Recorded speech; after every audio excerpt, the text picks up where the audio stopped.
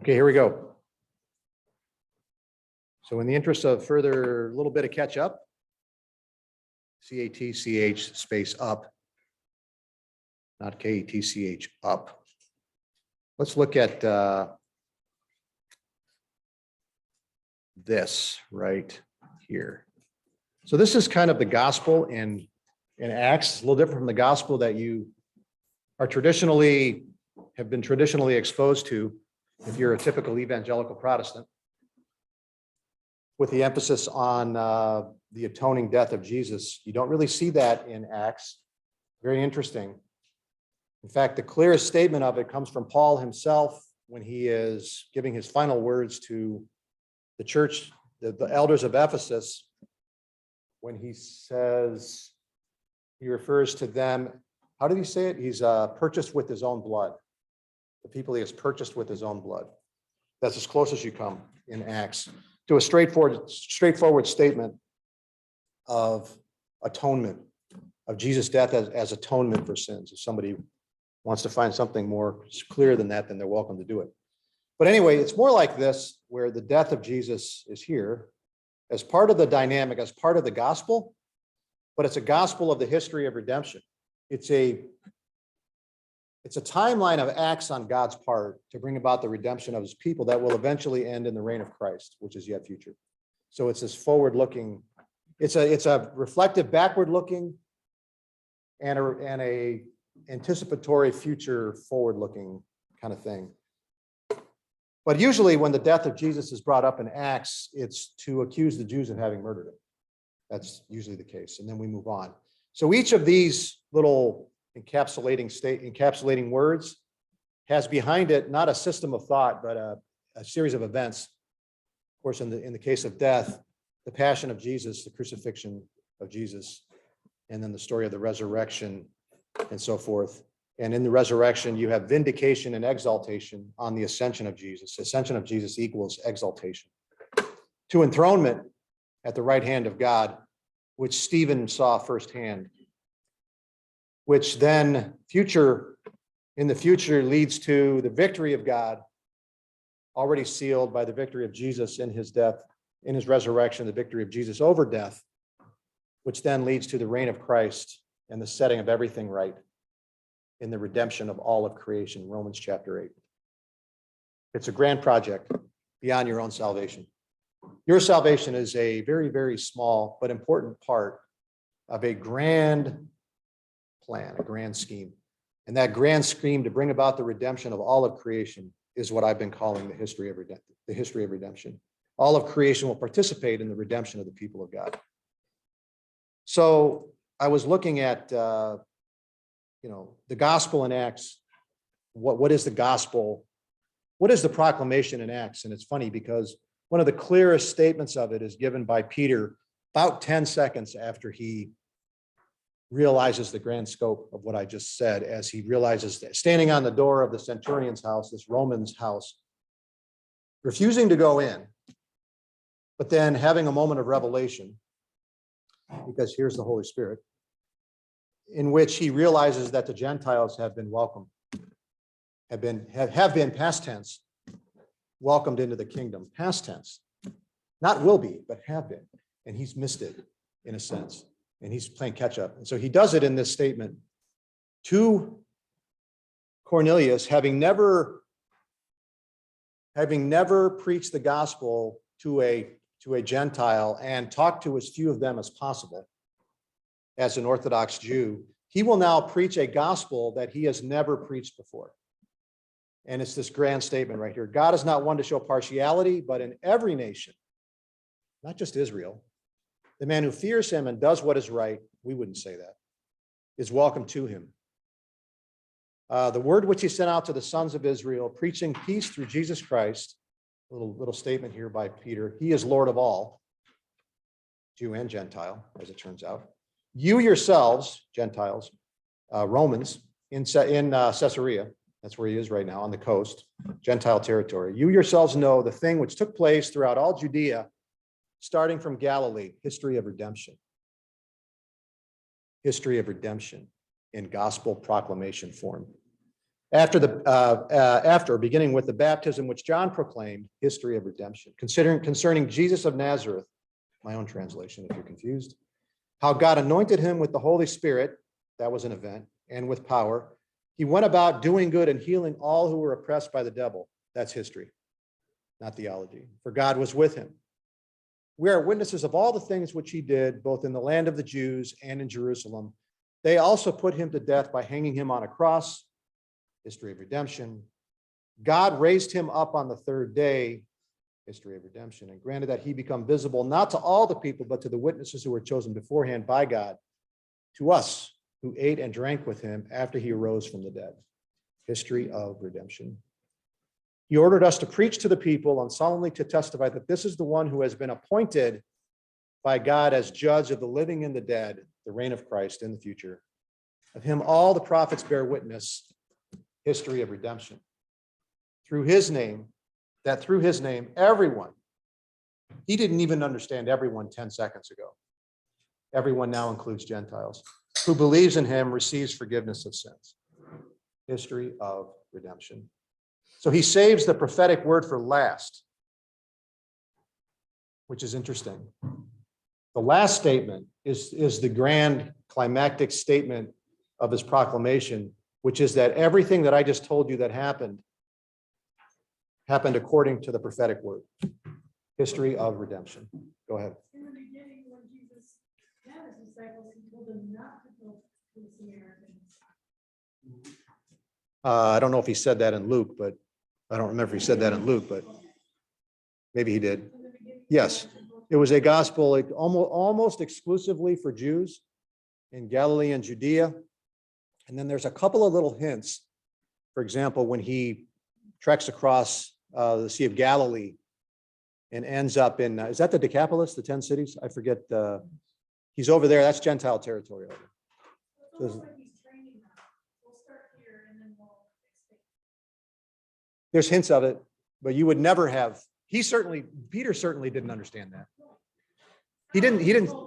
So only on reflection again, under the power of the Spirit, do these people figure this stuff out. And of course, as I've said before, it is my belief that we only, don't pat yourself on the back for understanding that Jesus' death atoned for sins, because they didn't at first. And my hunch is that they only understood that by supernatural revelation, which is what we read in the letters, but you do not read about that in the Gospels. That's my own view, so it's debatable. But anyway, so that's the gospel according to Peter and Luke, because Luke is the one recording it. It's a great statement, not made by Paul, but made by Peter. Paul's statements will echo this as well. Remember that the letters were written to the churches. They were not written to non-believers, so it's a different thing. I think that explains a lot of the, whatever you want to call it, the asynchronicity. That's a great word. The disconnect between the gospel and Acts and of even by Paul and the gospel, for example, in Romans. Okay, 9:33, almost got there. Let's move on to, I'm going to get that down to 9:30 eventually. Here we are. In Acts chapter 23, we are in the midst of chaos again. That seems to be a common theme in Paul's travels about he left a chaotic situation in Ephesus very recently. There was a chaotic situation in Corinth. There was a chaotic situation in Philippi. He was run out of town too many times to count, probably. We have the counted number. We have a count of them in Acts, but that wasn't all of them. He refers to times without number. I think he has that expression. And then he goes into some of the examples of it where he gets beaten and stoned and, but this was just the common lot. I mean, he was the one that told the Ephesians, God testifies to me that in every city, I'm going to experience opposition. And by opposition, he doesn't mean people who politely decline to listen to him. He means opposition, as in conflict and violence. So I think one of the things you would be amazed at if you saw Paul was the number of scars that he had. I don't think you get stoned or whipped and make a full recovery and have no scars. So how do you get stoned and not lose any teeth? Or so I don't know, but yeah, it also gives you a new appreciation for Jesus' scourging, which we talked about a couple of weeks ago. Okay. So this man who is a Jew who spoke to the centurion, the Chiliarch, the tribune, a little while ago, the Jew who spoke to the tribune as a Roman will now speak. Now the Roman will speak to the Jews as a Jew. And that's what he's doing at the moment. So he's navigating these worlds. He's had this, I don't know which interrogation, if you will, kind of like Stephen and Jesus himself, and Peter. Peter, remember, stood before the Sanhedrin. It was called to account twice. He didn't back down either. And he says, if you want to do something, do it. But we're not going to stop doing what we're doing. That's all there is to it. And let him go. After that advice by Gamaliel. So now Paul realizes he's not going to get anywhere with this high priest. We talked about him last week, a brutal man who was eventually executed by the Jews for his collaboration with the Romans after the Jewish revolt broke out in 66, which is maybe 9 years in the future. This little prophetic, in my view, statement from Paul, God is going to strike you, Ananias, you whitewashed wall. Quoting Ezekiel, whether he was doing that on purpose in terms of being prophetic, I don't know.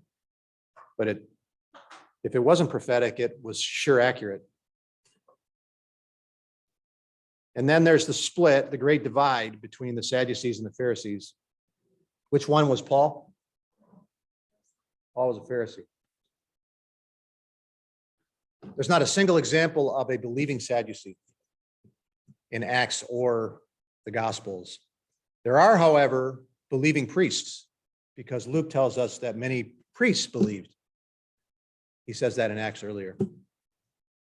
So it wasn't necessarily that the Levites were opposed to the gospel. It was that the particular sect of them, the Sadducees, were, I guess they're not a sect of Levites, but that's interesting. Can you be on, so who was on the council? Could anybody be on the council? I don't know. I'll have to, I got to look into that. Yeah. The Sadducees were, I wonder what percent of the Sadducees were priests, were Levites. Most of them were priests. Yeah. The Sadducees were the aristocratic class, and so also the political class. Remember that the high priesthood at this time, the Romans reserved for them. This is how important the high priest was in terms of running the nation. They had a king on and off, and they had a governor, a Roman governor on and off. Pilate was Felix is going to be a governor. Pilate was a governor. Herod and his family, they were kings, client kings. But the Romans, the high priest was so important that the Romans reserved his selection for themselves, and they held the priestly vestments. They held that, and they gave it to who they wished. And so the priesthood, the high priesthood, was a political appointment. So you did not become high priest unless you were pro-Roman. And if you were pro-Roman, there was a really high likelihood that the Jews didn't like you very much. So you can just see how this all comes together in Jerusalem at this particular moment in history in the late 50s and early 60s, and it's just a powder keg. And so the times are getting more and more violent. You're seeing more and more rumblings of uprisings and so forth. Ever since the poll tax was initiated, ever since Judea was declared a Roman province in AD 6, you become a Roman province. It's not a great honor. You become a Roman province because you're troublemakers and they're going to take direct control. So they became a Roman province, and they designated a governor, a Roman governor, a military governor. Pilate was a military man, as governor of Judea, so that the Romans could rule directly. And then you have the big anvil up in Syria, probably, I think Antioch, where the Syrian legate, Legate, is. That's where the Roman legions are. They're right up there. They're right over there, right up there, right up the road. So that's the situation for Palestine in the first century. It's going to all blow up in 66. We'll close with that when we finish out the book of Acts. Hopefully I will have given you enough interest in that event that we can watch the 45-minute video of the great, what's called the Great Jewish Revolt when we finish this. It's really good. So we'll see. All right. Then there's the vision. Look at the narrative compression here, right? Look how fast things are happening. If you were doing this movie, the action would be moving really, really fast. So you have this, remember, he's just been taken out of, for look where this started. He was accused of having brought Trophimus into the temple, into the inner court, who's an Ephesian Gentile. He's grabbed, they beat him, they're going to beat him to death, probably, or stone him. He's grabbed by the Romans who are in the Antonia fortress. They drag him out of there. They're going to take him up to the Antonia fortress. Paul asked to be able to speak to the Jews, try to calm this down. They agree, not knowing he's a Roman. He tries to speak to the Jews and doesn't go anywhere. I forget, how did that end? That just happened. Oh yeah, that's right. I'm sorry. So he ends that whole statement with how God told him that he was going to send him far off to the Gentiles. So chaos ensues. The centurion, the tribune drags him out of there again. That's when he finds out that Paul is a Roman. Whoops, because he's about to have Paul scourged. Whoops, very, very big oops. So Paul, he says, well, I'm going to send you back into the council and maybe you can calm this. You Jews can figure this out on your own. That's this scene. It's happening so fast. That's this scene here. You don't get anywhere in this before that blows up and you get this last statement, order the troops to go down and take him away by force, lest they tear him to pieces. That's the situation. So we're right back. He's right back where he was when he pulled him out of the temple the first time. So sandwiched in there, right after that statement about being torn to pieces, is the vision from Jesus. I take it that you will escape Jerusalem and you're going to go to Rome, where you will testify. Promptly then, there's the conspiracy by the Jews.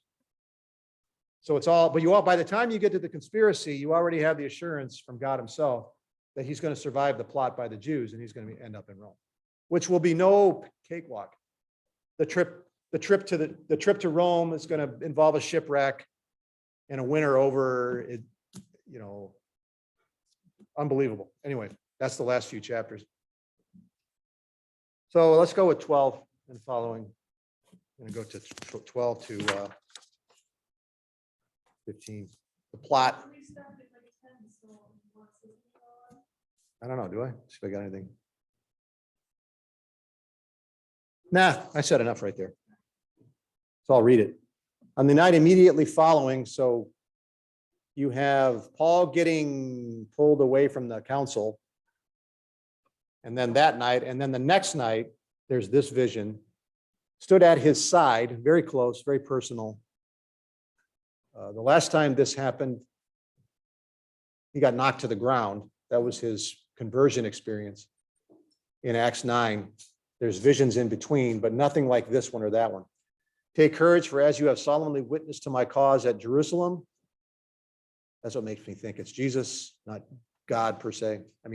It is God because it's Jesus, but you know what I mean. So you must also witness at Rome. We're never told why, except that all roads lead to Rome, right? At least that's what modern Americans say. I don't know who originally said that. Probably was okay, so that's that. When it was day, things are happening fast. So by the next morning, the Jews are already in motion. When it was day, the Jews formed a conspiracy and bound themselves under an oath, saying that they would neither eat nor drink until they had killed Paul. For them, they're serious. There were more than 40 who formed this plot. So why do you have such a high number? Why 40? Well, where is Paul? Let's look at it one more time. Look what you're going to assault if you have to. Right? Look what you're going to assault. The Antonio Fortress. That's where he is. Right in there. We're gonna, well, let's just read it. Let's finish reading it. There were more than 40. They came to the chief priests and the elders. So this is a conspiracy of the rulers, of the ruling class, meaning Ananias, the dirty guy, the brutal guy, the guy who got assassinated. He was so bad the Jews assassinated him. We have bound ourselves under an oath, under a solemn oath, to taste nothing until we have killed Paul. Now, therefore, you and the council notify the commander to bring him down. The commander is the tribune, the Chiliarch, the commander of 1,000, to bring him down to you as though you were going to determine his case by a more thorough investigation, even though that's failed. We, for our part, are ready to slay him before he comes near the place. I just noticed something. Pay attention to the little things. It's this word solemnly right here. I'll have to go back and look. You have a Greek text open? No? Is this solemnly the same Greek word as this solemn right here? So Paul has solemnly testified in Jerusalem, and the Jews in consequence take a solemn oath. It's the little things. Don't hold me to that. I'm going to change my mind. Okay. So the plot immediately follows the vision with some similar language here as well that might tie them together to a certain extent.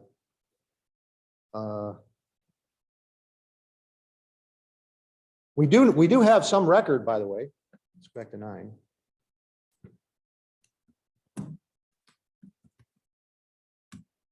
Remember this, 9:26. Long seems an eternity ago, doesn't it?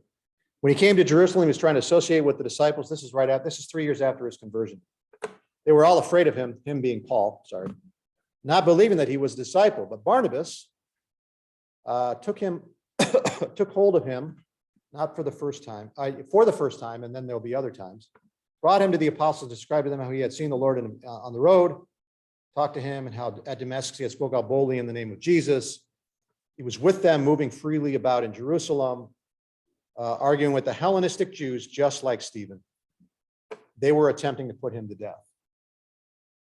So this plot, this says Hellenistic Jews. What does that mean? Greek-speaking Jews. They're not originally from Palestine. They grew up they were born and grew up or something out in one of the provinces. So there's Greek-speaking Jews. So that being the case, attempting to put him to death. And when the brethren learned of it, they brought him down to Caesarea, sent him away to Tarsus. So there's that plot that he also, is there a reference to that plot somewhere? I'm confusing myself here.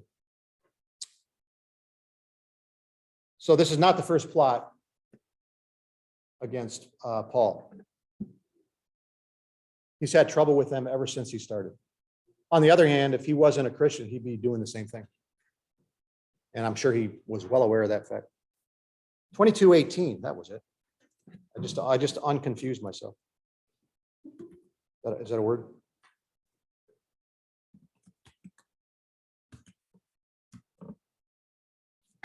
Uh, 18. All right. This is back referring to when he was in Jerusalem the first time. Happened when I returned to Jerusalem, was praying in the temple. So he was in the temple in Acts 9 praying. This is the backstory to that story. Fell into a trance, and I saw him saying to me, "Make haste and get out of Jerusalem quickly, because they will not accept your testimony about me." And that leads to his statement, that God's statement that I will send you far away to the Gentiles. So that was in the past. I already studied that. Seems an eternity ago. It's 1 chapter ago.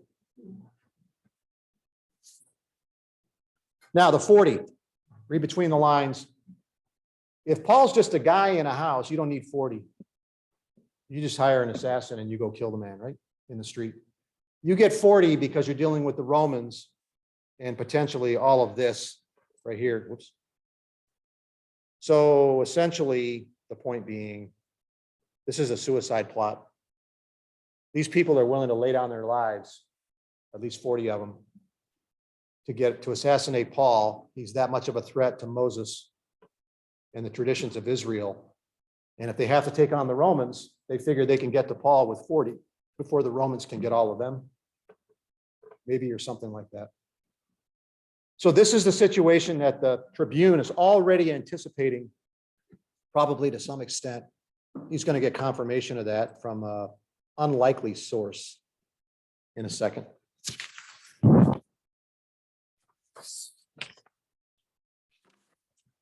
We could imagine Paul engaging in the same plot if Stephen had survived the stoning in Acts chapter 7. That they would have formed a plot, they would have made a solemn oath to neither eat nor drink until they have killed Stephen. The parallels between Stephen and Peter and Paul are extraordinary. Why do they tell anyone? Why do they tell somebody? So that brings up the next section, which is a very, very curious thing. You might kill somebody if you keep it a secret. And look who it is. Yes, you do. But remember, they went to the chief priests. They went to the elders. So they want sanction for this. They're not going to do this. They're going to do this in secret, but they want it sanctioned by the priest, by the high priestly class, and by the Sanhedrin. So they seek out the approval of the Sanhedrin, which widens the scope of who knows about this. But you count on everybody around there being loyal. Nevertheless, from an unlikely source, never been in the narrative before, we don't get his name, the son of Paul's sister, which is to say, Paul's nephew, heard of their ambush, came and entered the barracks and told Paul. So no name, we don't get his name, but he appears in the narrative for the first time. He's the only family member of Paul to ever be mentioned, except that Paul says that he's a Pharisee and the son of Pharisees. But this is the only one that we find out that who's in the narrative, who participates in the story of Acts. This is the only relative of Paul that does so. And oh, please, Luke, just type out a little bit of an appendix to tell us a little bit more about this nephew. Why was he in Jerusalem? What was his name? Why was he in Jerusalem? Where was his mother? How did he find out?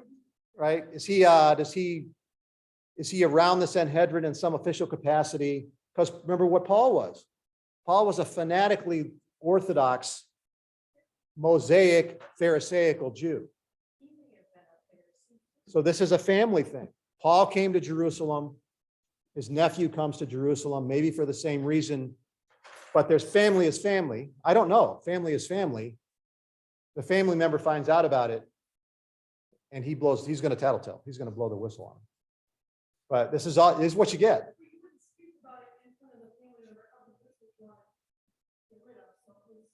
No, but maybe somebody else who had misgivings about it. This stuff leads to rebellion and revolt. The Romans, you do this to the Romans, they come in and put it down. They don't mess around. They just, they see a cockroach and they just gas bomb the whole house. It's the Romans.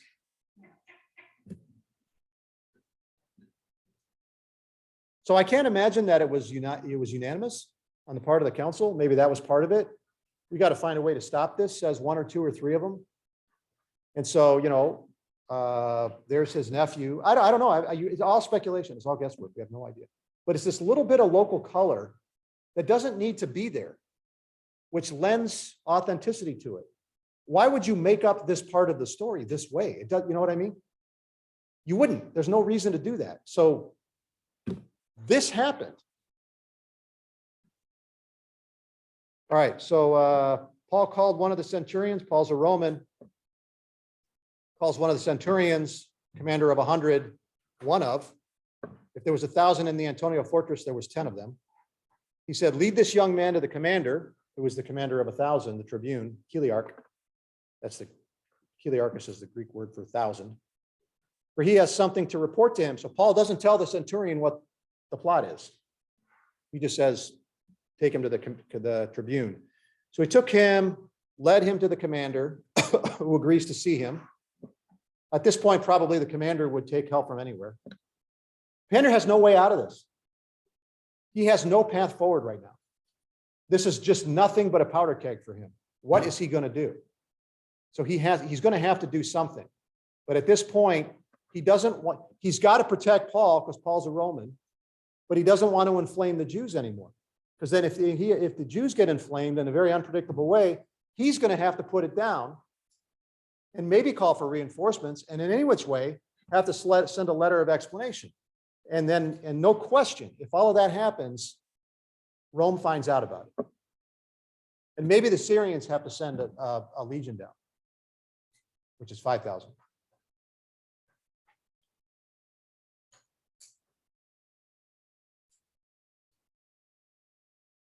Any significance to verse 19, and took him by the hand?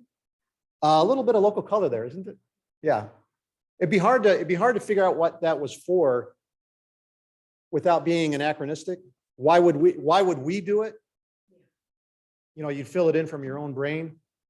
From Luke's vantage point, why would he even bother reporting it? And you get this sense of so the commander, the tribune says, Paul the prisoner called me to him and asked me to lead this young man to you since he has something to tell you. The commander realizes how serious it is. And so you get to communicate that, you get the sense of him grabbing this guy, not holding his hand and, like that, but grabbing a hold of him like this and getting him in the other room so he can find out as quick as possible what's going on. That's how I took him by the hand. It's not like a Roman is just going to nicely, here, let's hold hands. And, I want to show you how nice I am and what. No.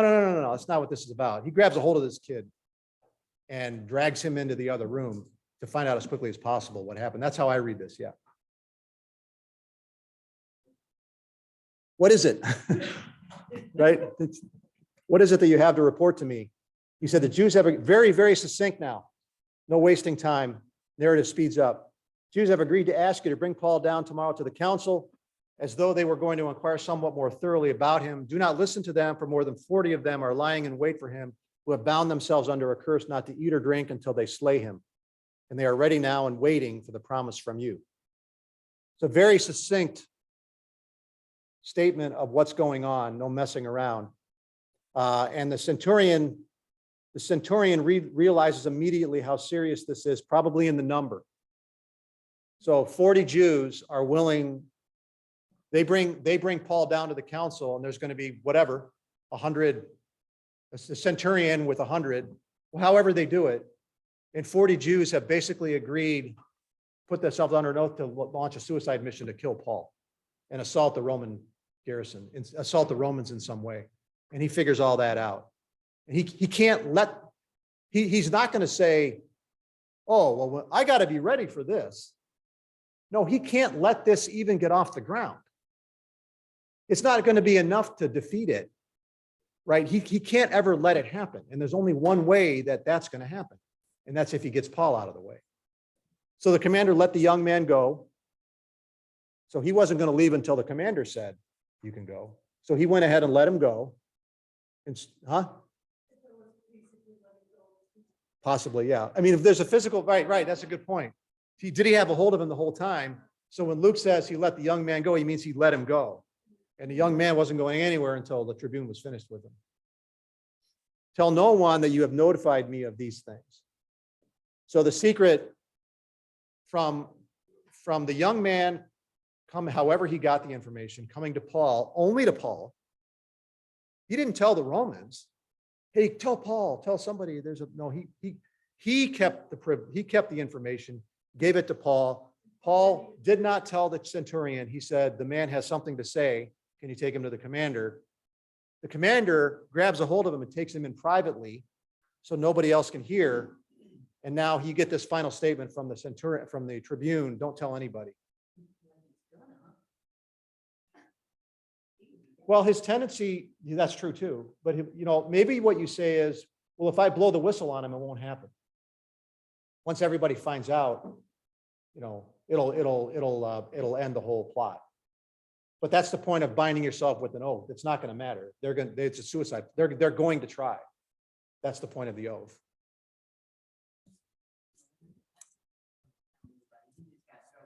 Yes. Now he's stuck. Look at his situation. He's not doing a lot better than Paul right now. He's got the Jews on the one side who want to kill his uncle. Yes, uncle? Who want to kill his uncle. And the Romans on the other side, if he says anything, or if he runs afoul of them, they'll just execute him. But by the way, was he a Roman? And he would be a Roman, which would be why the tribune would see him. Right? Paul the Roman says to the centurion, "Can you take this Roman nephew of mine?" Yeah, I don't know how that works. That's true too. So I don't know. So his sister's son may not be Roman citizen. Yeah, that's good. So the other thing would be is that he didn't ask them where the Jews were in the narrative. No, that's right. He may have told him that. Don't ever assume that this is all that's said, whatever's in the narrative. What you're getting is what Luke wants you to know for his purposes. That's all you're getting.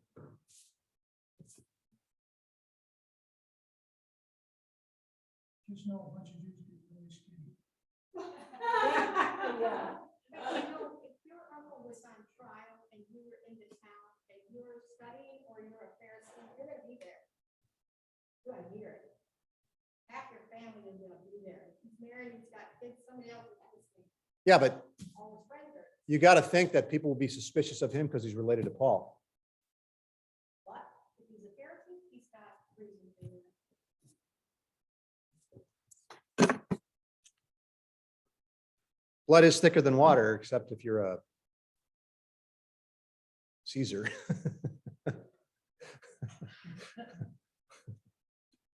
Murder or be murdered. Murder if you think that person might murder. Okay.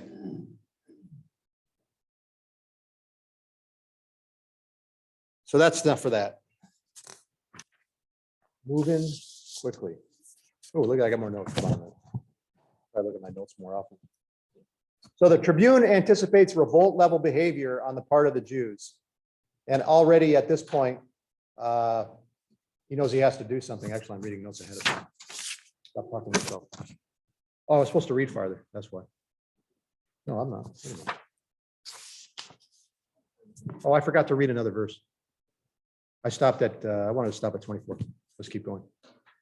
And he called to him two of the centurions. So the commander, 200 troops together, said, "Get 200 soldiers ready by the third hour of the night. If this is Roman reckoning, it's 3 a.m. So he's going to do this in the dark of night. He knows that tomorrow is the plot, tomorrow morning. By the third hour of the night to proceed to Caesarea with 70 horsemen and 200 spearmen." That's some serious hardware. They were also to provide mounts to Paul, to put Paul on and bring him safely to Felix, the governor, who was in Caesarea. What number is this? 200 soldiers, 70 horsemen, and 200 spearmen? He's anticipating revolt level behavior. So not just the 200.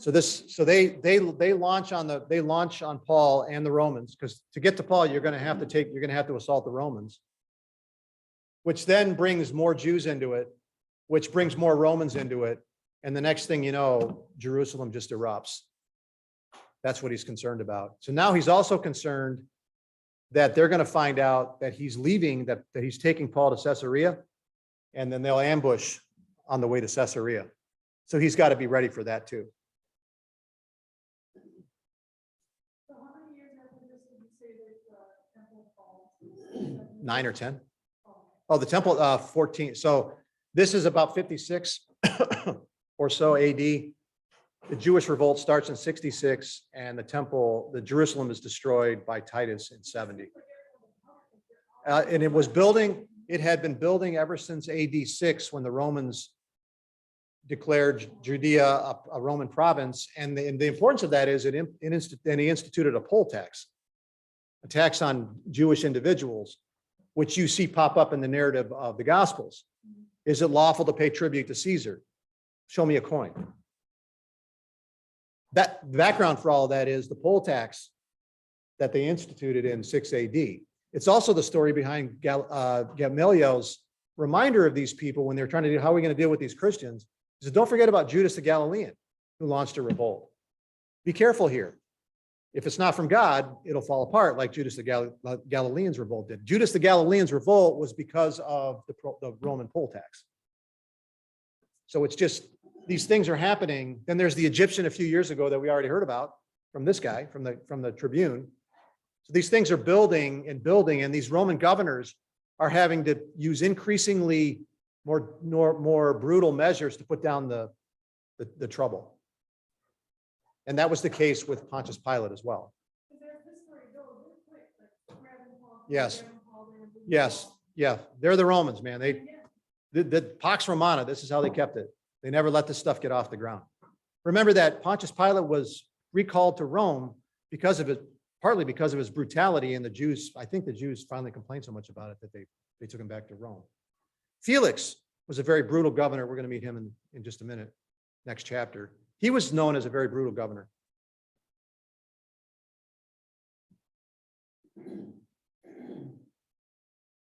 So Caesarea, he's got to get him back to Caesarea. Open the map. Look at Caesarea. Oh, wait a minute. No, it's in here. Caesarea.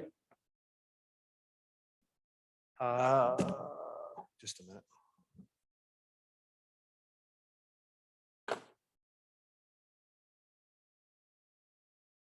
Palestine. P. There it is. So this is Judea, Samaria, Galilee. Here's Jerusalem. He's got to get this guy, Paul, back to Caesarea. Why Caesarea? So Judea was a Roman province under direct Roman control through a procurator or a governor, right? It used to be Pontius Pilate. Right now it's Felix. It's going to be Festus in a little bit. Caesarea is a city, port city that Herod built to be an administrative center of the area. That became the Roman administrative hub for Palestine. So he needs to get, remember that when the plot against Paul happened in Jerusalem in Acts 9, a few years after his conversion, what did they do with Paul to keep him safe from the plot from the Jews? They took him to Caesarea because it's Roman and Paul's a Roman. And then they took him to Tarsus, which is a Roman colony. And so that's what the Tribune is doing now. He's getting this guy back to Caesarea. Yes. Well, that's going to come in right now. So let's look at Caesarea next week. Let's not waste time on it. So let's keep going. So there's the first mention, I believe, of Felix the governor. He would be the same as Pontius Pilate was. Isn't this amazing that God made it so Paul would be saved? Because nowadays they say, well, why don't we just kill this guy, get rid of our problem? This is a No, they lot took of their trouble. Roman law really, really serious. Yeah. They took their slavery really serious too, but Roman law, This is a lot of trouble. One Yeah. if they lost a prisoner, they were willing to kill themselves, suicide just because of it. yeah, they were really serious about empire building and maintaining. Pax Romana lasted for 100, so it'd be from Augustus in 31 BC until Marcus Aurelius in 180 AD. Marcus Aurelius was the father of Commodus, who was the emperor in the movie Gladiator, who went into the arena. His father was the one who was murdered. That was Marcus Aurelius, who's considered one of the greatest emperors of the Roman Empire. So that marks the beginning and the end of Pax Romana. The New Testament takes place in the sweet spot of the Pax Romana, the Roman peace.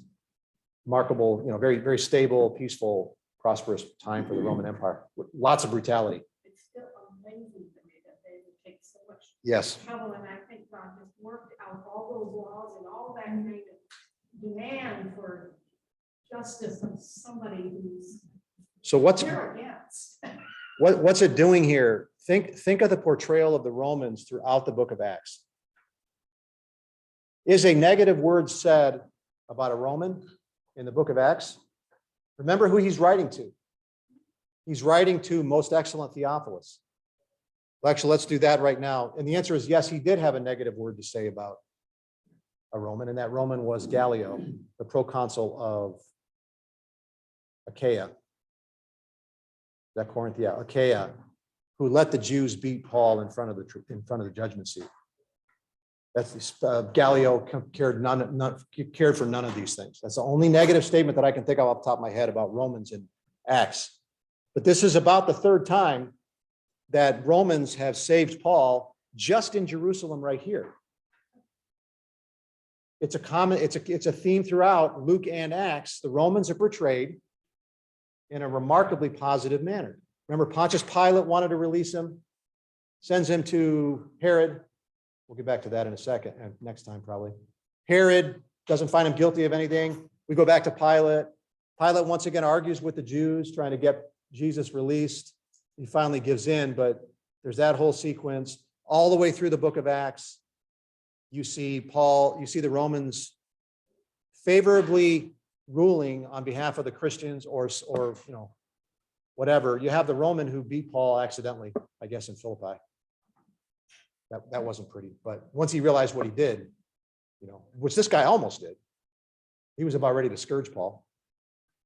Anyway, let's read the beginning of the letter because it's fascinating too.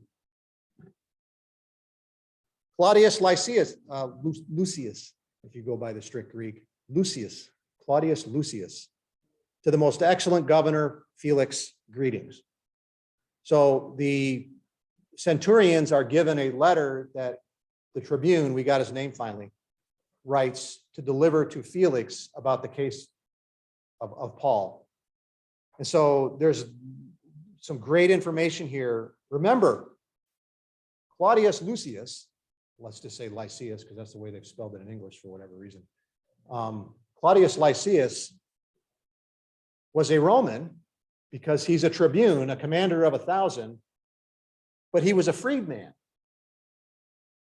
He was a slave who bought his freedom, as he said, for a great price. He's writing to a governor named Felix, who was also a freedman, a former slave.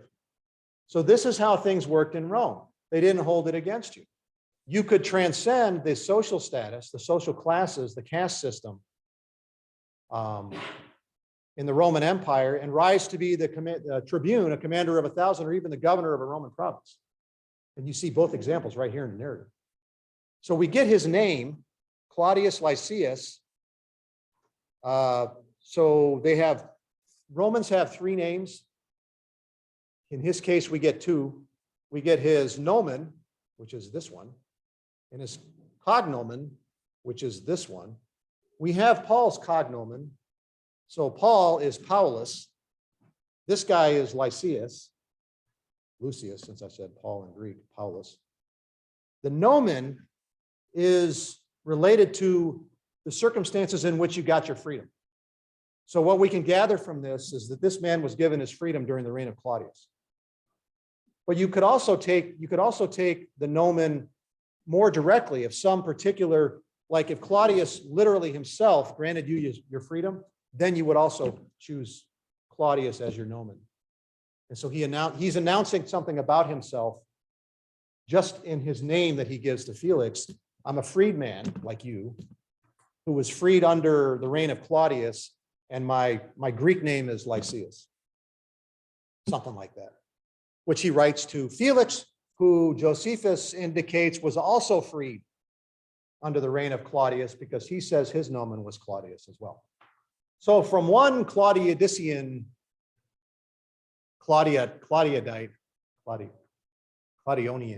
to another, this is one writing to another, probably. Also, there's this most excellent, Claudius Lysias to the most excellent governor Felix. Where have we seen that phrase before? Exactly. So when do you use the term most excellent? You use it in this circumstance. You're writing to a Roman governor. That's kind of the answer. When you're dealing with somebody, whoops, of the equestrian order. So you have the senatorial order, which is kind of the top of the pecking order. And then the order before the order, the social order underneath that is the equestrians, from which governors were drawn. They came from the equestrian order. So Pontius Pilate would have been of the equestrian order. Claudius Lysias would have as well, even though he's a freedman. We don't know about Lysias. I don't know. It's a military order. That's probably where it comes from. Okay. So the point is, we may have some information about this mysterious figure right here.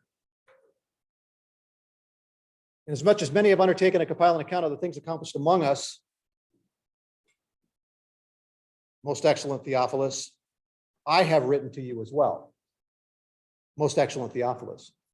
So if you read between the lines, it is possible that he is writing to a person. In fact, he almost certainly is writing to a person of the equestrian order who may have an appointment right now as some high office in a Roman province somewhere. So if Luke is writing from Rome, he may be writing to some official of the equestrian order in Rome. Possibly, it's all guesswork. But also in Acts 1, this is interesting.